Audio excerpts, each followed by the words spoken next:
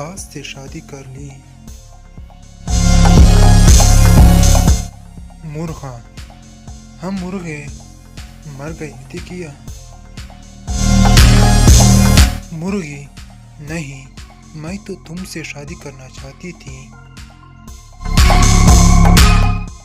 मगर माँ बाप की ख्वाहिश थी कि लड़का एयरफोर्स में हो।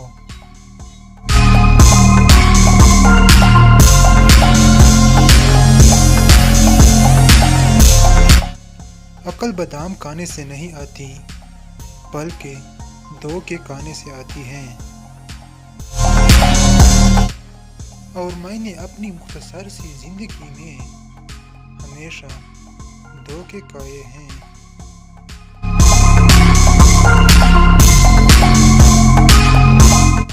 मिसाल के तौर पर सेब, अंगूर, अमरूद, आम वगैरह सब दो के खाए हैं।